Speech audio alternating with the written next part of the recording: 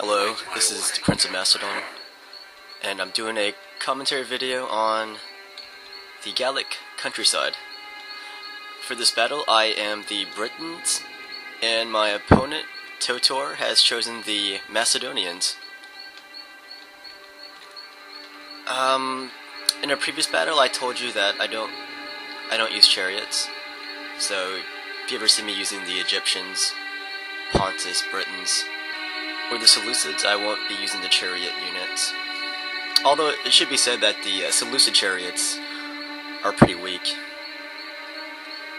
But in any case, this is my army for the Britons, right here. And once again, I'm not going to be using chariots. So that said, my strategy is to make so many troops and hopefully just swarm my opponent with superior numbers. And that's pretty much my general strategy for using the barbarian factions online, like Gaul or the Britons. Anyways, the battle just started here. As you can see, we deployed on the opposite side of the map, and that's because of the map's fault.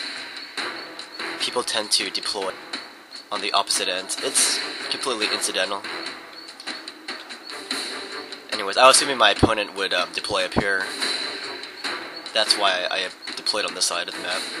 Anyways, here's my army. I've got woad warriors in the front, swordsmen in the middle, slingers towards the back, and on my right flank I've got my cavalry, the barbarian cavalry. They are currently hidden, but since it looks like I'm going to have to move anyways, I'm just going to take him out of hiding here. And let's look at the army of Totor. My opponent has 5 squadrons of Greek cavalry. Let's see, 5 units of archers, 2 units of peasants for some reason, and 3 fully upgraded royal pikemen. That's kind of cool. Look at them marching in a column there. Chugga chugga chugga chugga choo choo. Anyways, sorry about that. We're getting closer to each other. So yeah, my strategy is just to swarm my opponent. It's kind of like a World War II Soviet strategy, somewhat. Anyways, we're marching towards this hill right here. I would have ran up here, but I don't think it's worth it though.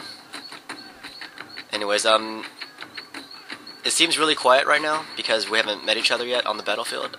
But this area right here is about to become a very bloody sight for many Macedonians and many Britons.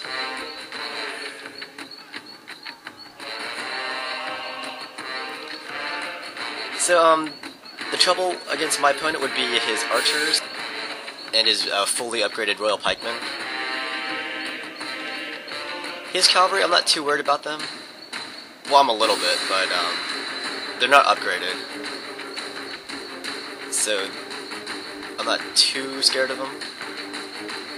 But I'm not gonna brush him off either. So anyways, he has his peasants and his archers in the front line here.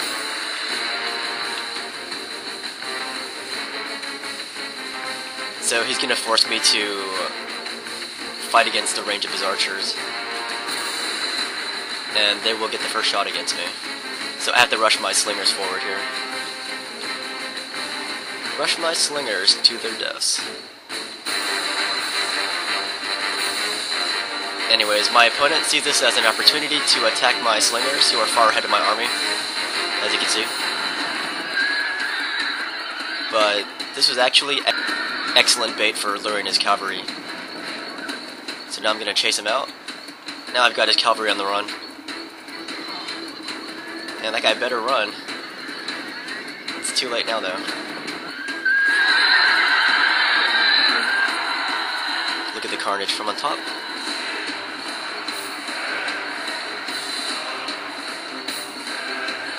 I'm rushing in some of my infantry, and my opponent detached one of his royal pikemen into the fray here.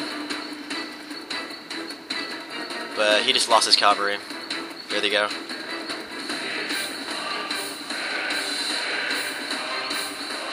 So that was kind of good for me that he detached his that one phalanx unit, because now his phalanx is disassembled, and I know as a Macedonian that the phalanx should be fighting in one line, or at least in a position to support each other.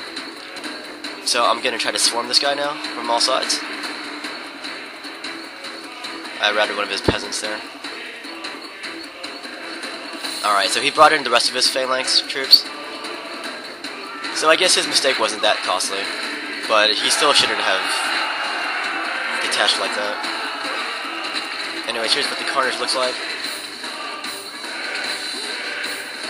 Once again, that is swarming. In case you're wondering what happened to his archers, I am keeping them busy with my cavalry now. Well, I wouldn't really call that being kept busy. It's more like playtime for my cavalry.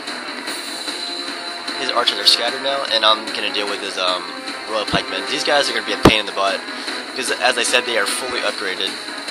That means 3 swords, 3 shields, and 3 experienced chevrons. Now he can drink with his ancestors and watch his warriors flee.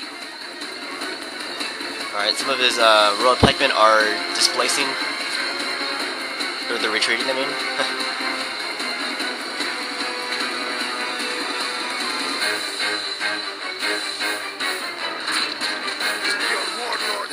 Alright, both of our generals are dead now. His warriors still need his guiding hand, the fool.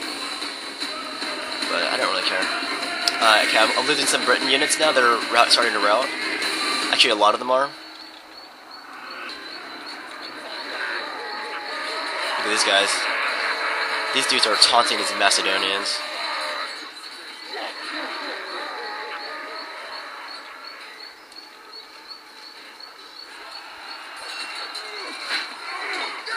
So yeah, this guy is surrounded.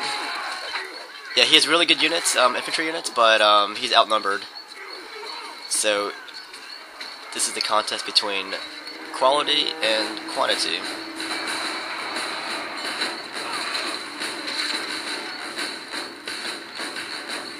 So he has 2 pike units left, this one and this one right here. These guys are in a better position because they're not surrounded. But these guys right here, boy, they're asking for it. That said, it's still pretty tough fighting against pikes and spears with barbarian units, because barbarians tend to panic easily. So I'm killing that royal pike unit, but he brought in his other one, and now they are being routed. I believe that's the rest of his army right there. So this is the last stand of his pikes. We need fight no more. The enemy are in full flight, and the victory is yours. Hooray for Britannia. So anyways, that was a clear victory. Good game to Totor. And I guess I'll mention how bloody this battle was. I killed 1,077 Macedonians, and he killed 860 of my men. I have 742 survivors, he had 192 survivors. I think most of the units that escaped, that managed to survive, were his cavalry. Anyways, hope you enjoyed that battle.